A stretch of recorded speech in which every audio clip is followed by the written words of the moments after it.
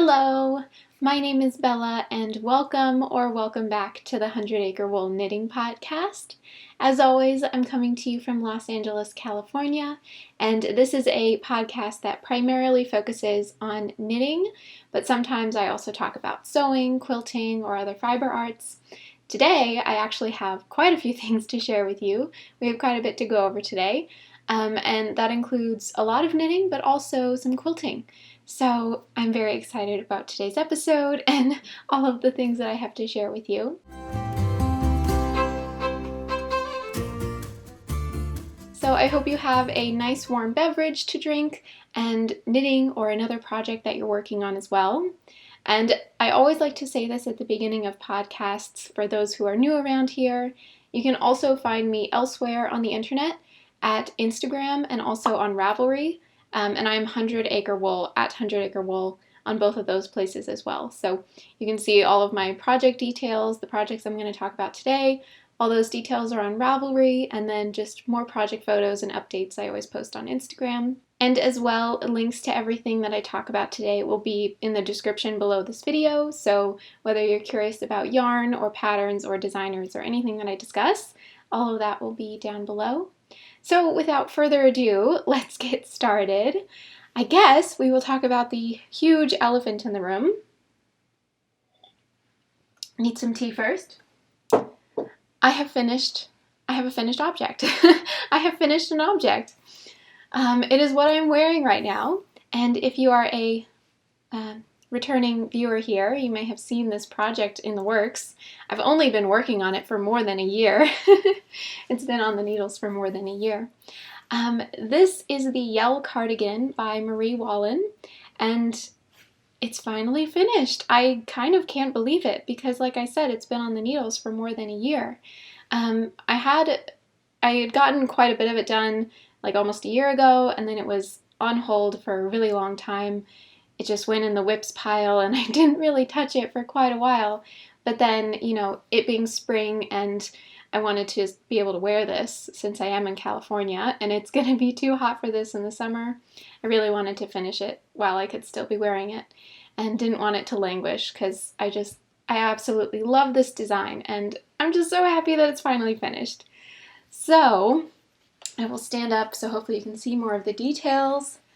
I am absolutely in love with this design, how it fits, the drape of the fabric. I'm just totally obsessed. I think it's beautiful. Marie Wallin is a wonderful designer. If you haven't heard of her or seen her patterns before, I would highly recommend you look her up on Ravelry or on her own website and look at her patterns. She is a colorwork genius, colorwork magician, I would say. She just makes so many beautiful colorwork designs, garments, a lot of the times. So this is her Yell Cardigan.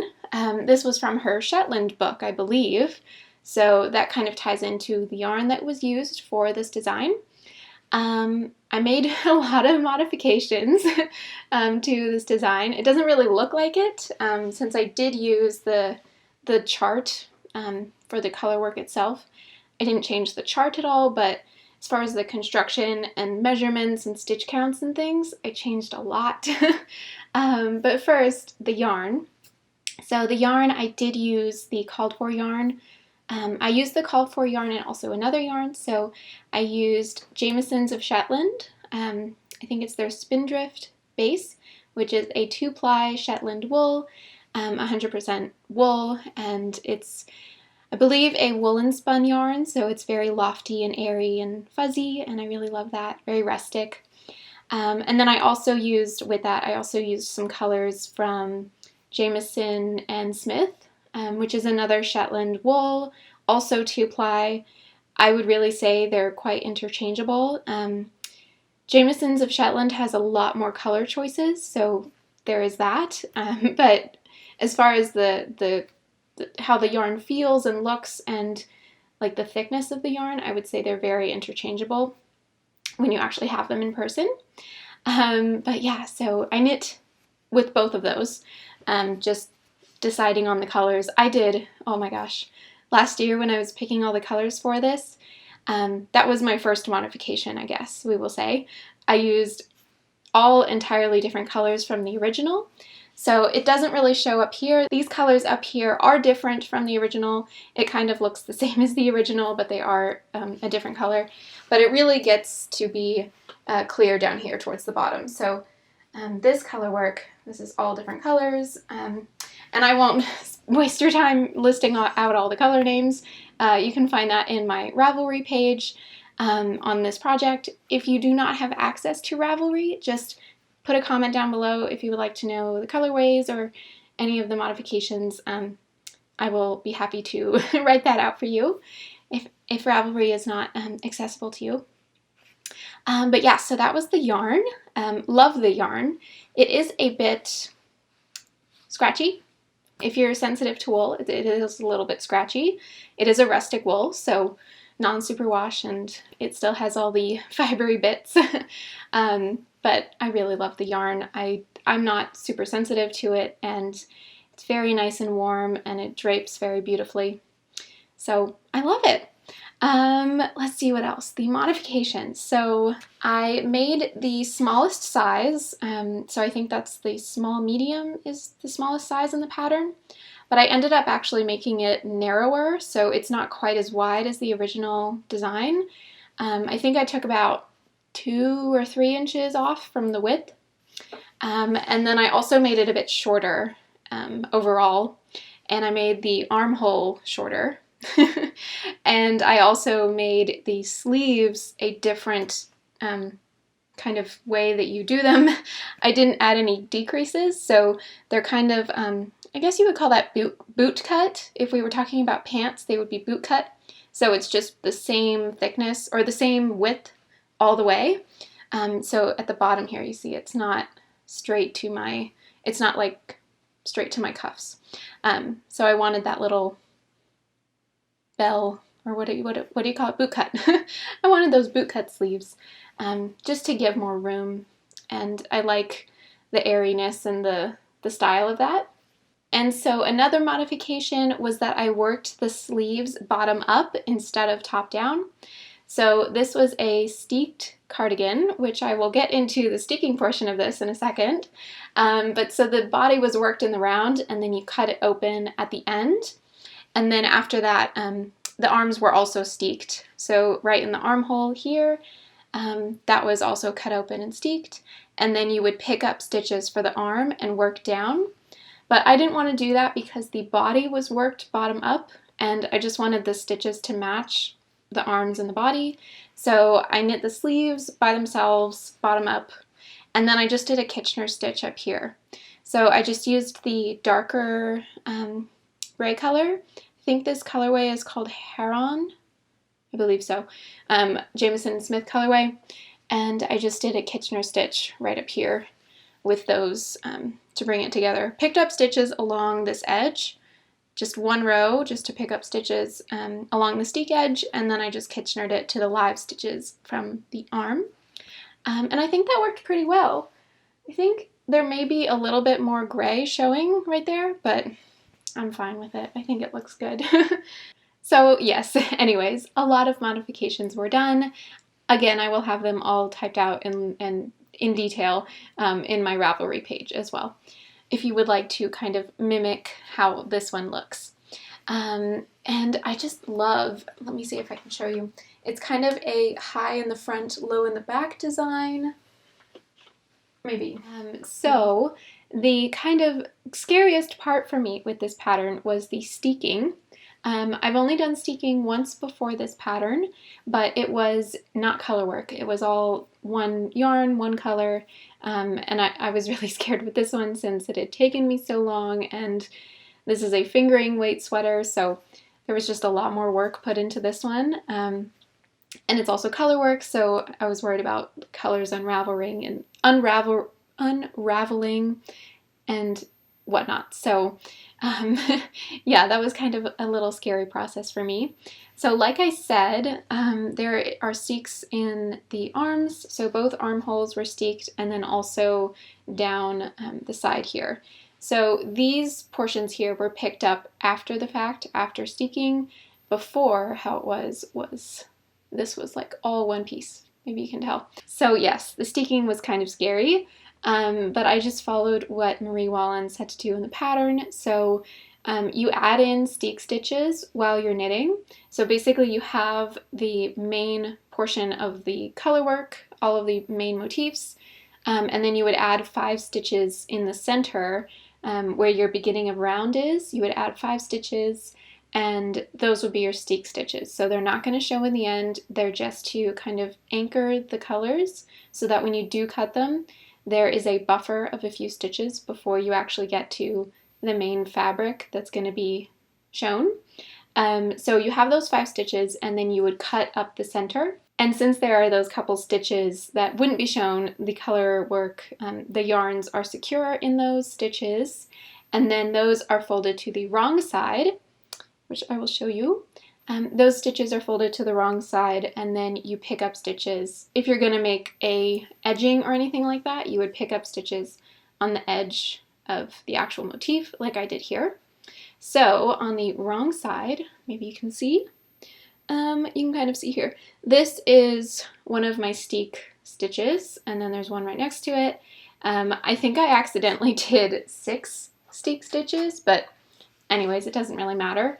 You just want enough that once you cut it, there will be some buffer room before the actual main fabric. So yes, you can see the wrong side of all my floats.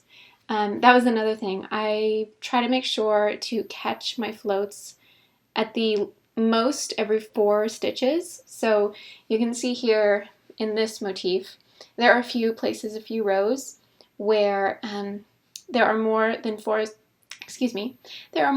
stitches between color changes.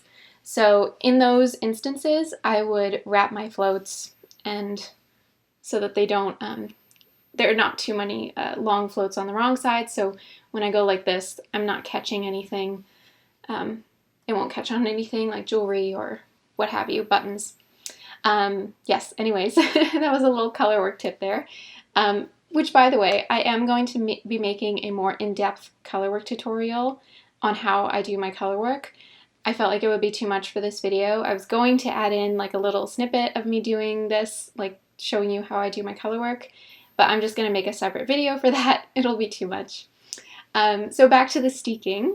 I ended up doing, once I had started cutting, I hadn't done a crochet chain or any sort of reinforcement on the steek, and I felt like, I don't know, it was just so scary, and I just wanted I wanted to make sure it was going to work. So I ended up doing a crochet chain, which you can probably see here. I did it in a different yarn type, but it's this purple yarn right here along the edge. So that is a really easy technique. Even if you haven't ever done crochet, it's just a single crochet, so I'm not going to go into explaining how to do it here, but it is quite simple. There's plenty of tutorials on how to do a crochet chain for steeking. So that just secures your yarn even more so in place, secures the edges so that once you cut it, there really is not anything showing outside of the crochet chain. So I think it's going to be great. I was actually planning on possibly putting also a ribbon in here. So like tacking down a ribbon to of the steek to the main fabric, but I really think it's going to work. I think it's perfectly stable without a ribbon. So I don't think I'll need to do that. And the last piece was this border here. One thing I will say about this is it keeps wanting to fly away, or it keeps wanting to curl out. I've been wearing this garment pretty much since I finished it a few days ago, and you can see it naturally wants to like curl outwards. So I have to like keep adjusting it to keep it flat. Yeah, probably because it's stockinette and there really isn't much of the moss stitch to keep it down. But yeah, so that's a little thing. I may need to add some more knitting here to like thicken it up, and perhaps that could help. Or maybe if I just block it more. I just did a quick steam blocking of this, so maybe if I block it more, it'll fix itself. But anyways, I am in love with this garment. I really love it. I really recommend the pattern. Yeah, so maybe you will knit one of these one day yourself. I did post about it on Instagram a few days ago, and a lot of people were saying that, you know, this has been on my bucket list and I'm finally going to do it. So I hope those of you who said you are, I hope you do, because it's a really great pattern and it's very cozy and comfy, and I think it's going to be so much fun to have in my wardrobe now, and I can finally wear it. Hooray! Yeah. So let's get into the next project. I have a work in progress to share with you. So I talked about this project last time. I cast this project on a few weeks ago, and I will show you where it's at now. I've gotten quite a bit done on this one.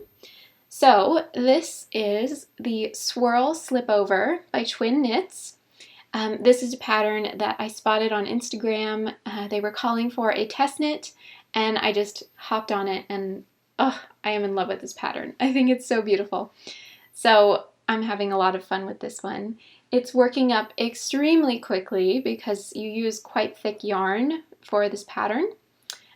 Yeah, so last week I think I shared with you the back portion, and I had gotten a little bit done of the front, but I almost have the whole front, well, not the whole front done, but I've gotten up to the underarm. So my next step is to connect the front and the back to make the armhole, and then I'll just be working in the round all the way down to finish it off. So one of the things I added this week also was this folded over edge brim here at the top, which I think now, actually, I did it wrong. I think I actually used too big of needles. The pattern itself, so the main body of the fabric, let me find my needle, it uses, what is this? It uses a US 7 needle. And so I was using that for the body, and then I just was silly and forgot to check the pattern for the twisted rib edging here, and I just used the same needle size. But I think you're actually supposed to go down a couple needle sizes because you may notice it's a lot of fabric.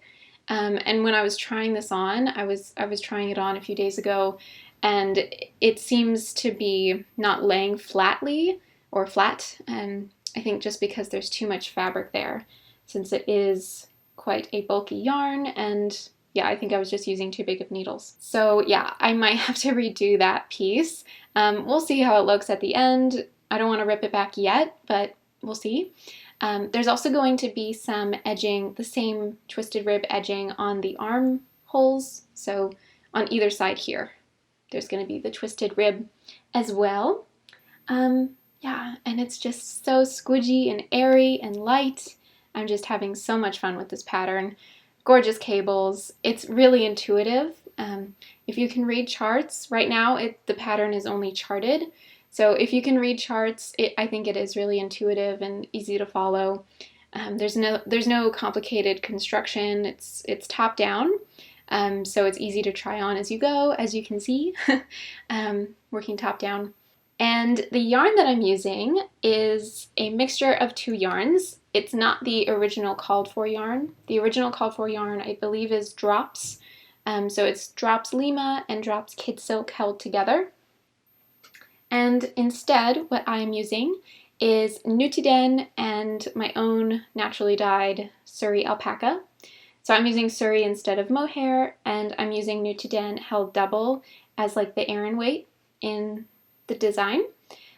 So this colorway is Tunit, and this again is just my own hand dyed with some plant material that I have had on hand. Yeah, so I'm loving the combination. I think it's a beautiful spring green, very light, very fresh, and like I said, it feels very light to the touch. This Nutiden yarn, it's so airy and just it's so much fun. So much fun to work with, so soft, especially this colorway. And yeah, I'm also loving the combo of each of the yarns. I'm wondering if you can tell in the video here, but it's kind of adding a marled effect, the Surrey, it being lighter than the Tunit. I think it's just a really nice effect with the kind of heatheredness of the Nutiden yarn as well. So yeah, not much more to say on that one. It's just been fun. It's been a quick and fun knit, And I'm hoping to get this one done either this week or by the next podcast, maybe 2 weeks. It should be done pretty soon since it is a test knit. But yeah, so it's working up really quickly because of the yarn being so thick and there's not many stitches. So having a lot of fun with that one. And so that brings us to the sponsor of today's video, which is Ana Luisa Jewelry. You may have noticed I'm wearing some beautiful pieces of jewelry today. I'm wearing these earrings and this necklace. So Ana Luisa is a jewelry maker based out of New York City, and they make beautiful, high-quality jewelry that is carbon neutral. So from everything from the packaging to the actual pieces themselves to what they're shipped in, their whole process is all carbon neutral. So anything that is carbon producing in their whole lineup is carbon offset. I just really love their aesthetic of jewelry and also their mission to make a more sustainable business practice with the way that they create their products. And just the jewelry themselves is just so beautiful. So this one that I'm wearing, the necklace here, this is called the May necklace, M-E-I. And this one is a beautiful moon with mother of pearl in the middle. So I just think that's a beautiful piece. It's also adjustable in the back, so you can have it longer or shorter. And then also my earrings, I think, are so cute. So these ones are called Celeste. So this one, I think it's a star. The little dangle is a star. And then this one is a moon as well. So I think these pieces together just go so well. They're just so beautiful. So yes, I really love this jewelry company. They were so kind to send me some of their pieces a few weeks ago, and I can honestly say I really love them. Very high quality materials. All of their jewelry is made with, sterling silver, gold, mother of pearl, and opal, and diamonds. So I would recommend Ana Luisa if you are looking for very high quality jewelry at affordable prices with also an ecological mindset. So today you can enjoy 20% off all of Ana Luisa jewelry. Just go to the link in the description below this video, and that is shop.analuisa.com/100acrewool. So that is just the link you go to, and then everything will automatically be 20% off.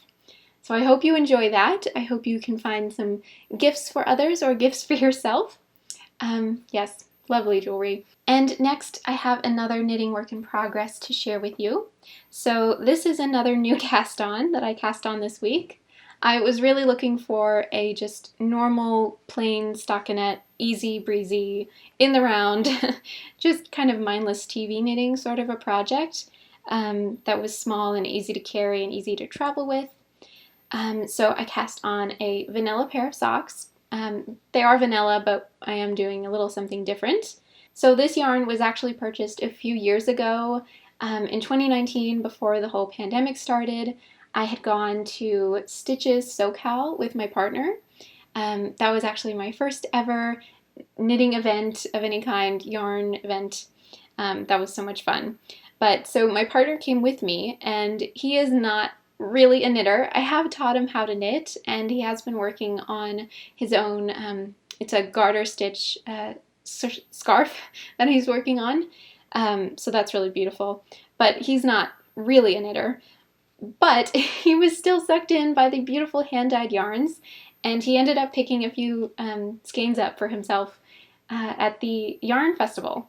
So he had picked up 2 skeins of this yarn, and this is, who's it by? I'm totally forgetting the dyer. It was so long ago, and I totally forgot to look at the label, but I will write it here, and I will link it down below for sure if you're curious. It's a really beautiful colorway. I think it's really cool. But this is a hand-dyed yarn, and it is, I believe the makeup is superwash, merino, and yak and silk. So this is definitely not a sock yarn. I don't know if I said. I'm knitting on socks. I'm making socks for him. So this is definitely not a sock yarn. I just told him he's going to have to be very careful with them. Wear them inside and, don't put them in the washing machine. He knows. But yes, so it's a really beautiful yarn, and I am in love with the colorway too. It's super cool. I think it's called Fall Madness, which I think is so, apropos. It definitely reminds me of fall, and there's just so many colors. So he has a very specific idea in mind for what he wants the socks to look like, the design of the socks. So he wanted them to have a large ribbing portion at the top that's folded over. So you can see here, if I unfold it, it's quite a bit longer. So he wanted quite a bit of ribbing at the top to be able to fold over. And then he had me put in some buttonholes, which I'm not sure if you'll be able to see because they're kind of small. But I did add 2 buttonholes, one on what will be either side of his calf, well, when he's wearing them. And he also picked up at Stitches SoCal, he picked up some beautiful vintage buttons that he wants me to sew on to the sock on either side, so that the ribbing like buttons down to the main fabric of the sock, if that makes sense. So that's kind of going to be the look of this. I think it's going to be really cool. I really like his idea for that. And he was actually planning on knitting these himself. I was telling him, I will teach you how to knit socks. It's not crazy. You can do it. I definitely believe he could do it. He could do it because he does know the knit stitch, and you really only need the knit stitch if you're making socks in the round. You do need to know purl, but I could help him on those parts. Anyways, it never happened. It's been since 2019 that this yarn has just been languishing, and it's such beautiful yarn. So he was just like, Bella, you go ahead and knit them for me, because he doesn't know if he'll ever have the desire to learn how to knit socks. So that's what I'm doing, and it's been really fun to work on. I'm using my US size 1 9-inch circulars. So these are my new favorite way to knit socks in the round. They're just so quick and easy and fun. I'm just in love with 9 circulars. They just make it so easy, especially with just plain stockinette. It's just totally mindless. You can just knit around and around and around and around. I was having a whole conversation the other day while knitting on these, and for reference, I'm normally not able to do that. If I'm knitting anything, it's like I'm totally zoned in on that. So yeah, this has been a nice break from my other projects. Crazy color work and cables going on, so some nice vanilla socks are a good breather for me. So yeah, those have been fun. I think I forgot to say, this is a DK weight yarn, so they're going to be a little bit thicker of sock, which I think is good. Maybe make them more sturdy since there's no nylon in this. And yeah, I am using US 1, so it is a bit of a thicker gauge, but I think it's going to work out well. So we do have another skein of this. I'm thinking that'll be enough. Maybe one for each sock.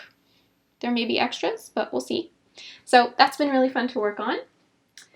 And that is it for the knitting content, but we also have some quilting to talk about. I have a quilting finished object. I haven't really talked about sewing on this channel for quite a while, or quilting for that matter, but this project has been in the works also for quite a while, and it was finally time to actually finish it. So I finally have. You may have seen this if you're a returning viewer, or maybe this is your first time seeing this. This is a table runner. Let's see if it'll, oh man, it's blowing me out. This is a table runner that I have quilted on my home sewing machine. It's quite long, so I'm definitely not going to be able to get the full thing in the frame, but hopefully I can show you a bit here. So essentially, I'll also put in a picture so that you can see all of it in one go. But essentially, it is all batik fabrics, so 100% cotton batiks, and they are all quilted together. I arranged the colored batiks in the middle to kind of gradiate like a sunset. So you can see they get dark to light and then light to dark again on the other side. And then we also have some leaf motifs at the end.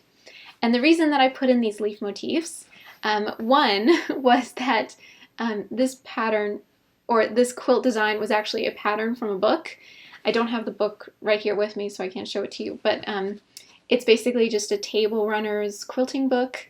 I don't think it's available anymore. I picked it up at a Joann's, and I tried to find it online and I can't find it available anywhere. So yes, anyways, this was a pattern that included these little leaf motifs here for applique. And I did decide to put them in because this table runner, its new home, which I took it out of its new home to show you guys today, it is now living on one of our plant dressers. So in our bedroom, we have a dresser to store clothing, but we're also, we have plants on top of the dresser. And just to keep the wood of the dresser nice, make sure no dirt or water or anything got on there, that's why I wanted to make this quilt, to just make it beautiful and more, you know, protective for the wood underneath, but yeah, to have something beautiful there as well, instead of just like a plastic sheet or something. But yeah, so I decided to put in the leaf appliques. It kind of mirrors the plants, so it looks really beautiful. I'll also put a picture in with the table runner in its new home. I think it works really well in the space. So this is by no means perfect. I am not a quilter. This was my first quilt ever working on. And I also did the quilting on my home sewing machine. So I'm not sure if you'll be able to see the detail of the quilting here. I'll also put in a picture of the quilting.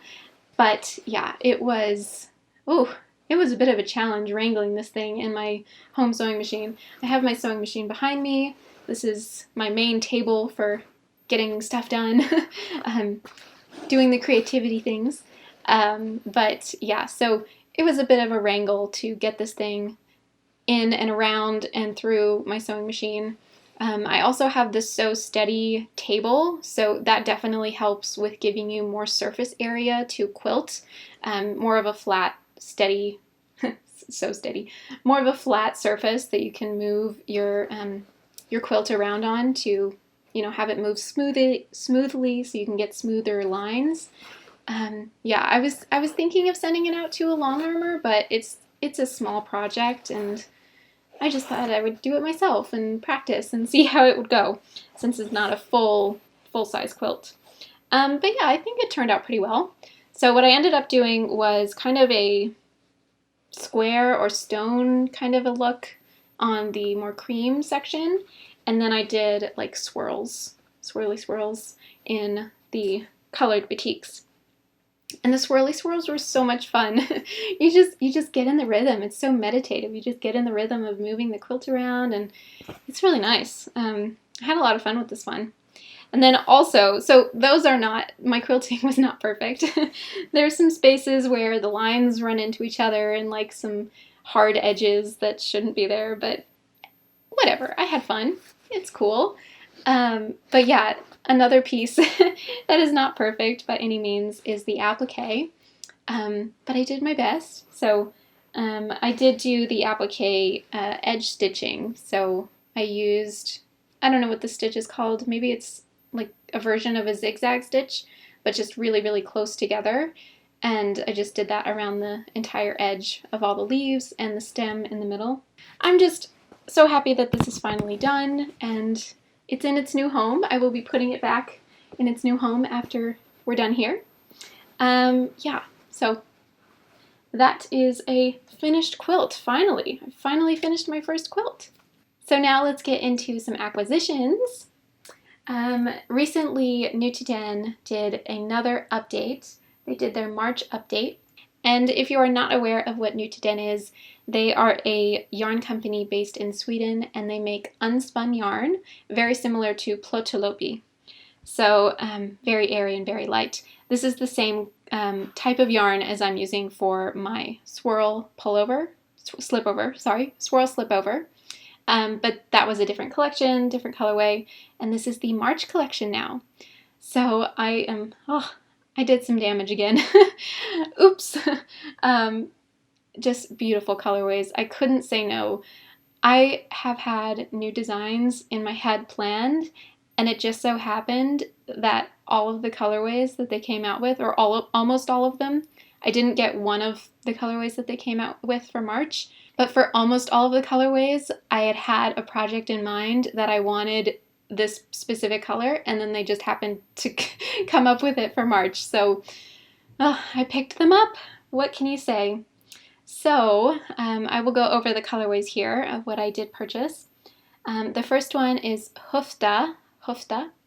Excuse me if I'm pronouncing some of these wrong. This one is a beautiful golden gray color. None of this is sponsored, by the way. I just love Nutiden so much. And this one, ooh, this one stole my heart immediately. I am a patron of theirs, Under Acre, which is the company that makes Nutiden. I'm a patron of theirs, and Caroline, who does the podcast, who's one of the main makers of this yarn, she always talks about the colorways coming up.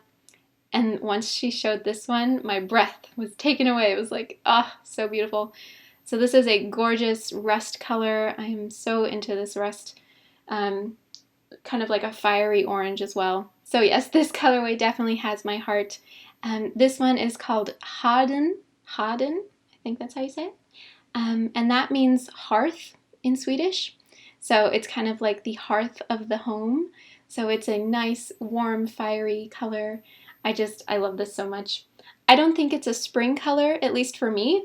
I definitely imagine this in the fall, but I think it will be a perfect fall color. So I had to pick that up while it was available in the March collection. And next is Jan Via. This one is just such a beautiful, I'm going to call it mauve. It's got so many colors in it, but I think generally it gives a mauve color. So this one again, so gorgeous. All of these. I can't get enough. Can I get enough? No. And then this one, last but not least, is Adekvat, which Adekvat is, it's kind of funny the story she said behind this one. It means adequate, so it's like, it's just right, is how she put it. And I think it's absolutely true. I love this one so much.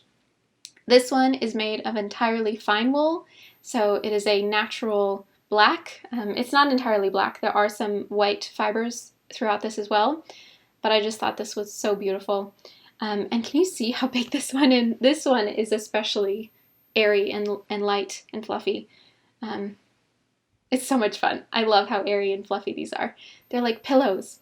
But yeah, so this one I have planned for a Loki raglan, which the Loki raglan is designed by Woodland Knits.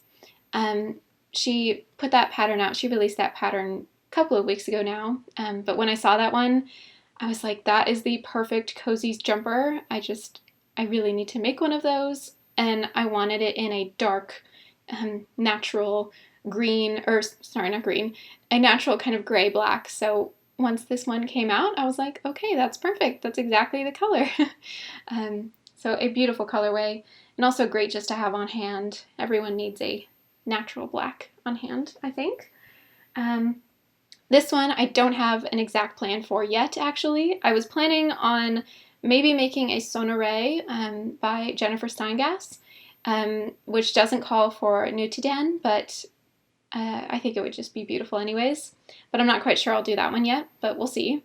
I have enough to make any kind of a sweater of that one, so we'll see. This one, I have a new design planned, but that won't be coming until fall, so you'll have to stay tuned. And then this one, Hofta, I also have a new design planned. So this one I'm actually working on already, but I'm not going to show it to you yet because this video is probably going to be long enough as it is. But this one is going to be coming up soon with a new design, and I'm just so excited for it. I am in love with this color. I'm wondering how it's coming up on video. I think it's coming up a lot more yellow than it is in person, but gorgeous. Love this one so much. So I think that is everything. Yeah, I am so excited about those Nutiden yarns and to be working with more Nutiden. Can you tell I'm a little obsessed? Yeah, but that is everything I have to share with you today. I hope you enjoyed today's episode. And if you did enjoy, please do like this video and subscribe to this channel so that you are notified next time I post. And don't forget, I will be linking below to 20% off all Ana Luisa jewelry, and I will have the link down below, shop analuisa.com, /100 acre wool. So yeah, I hope you have a great rest of your day, and I'll see you in the next one. Bye bye.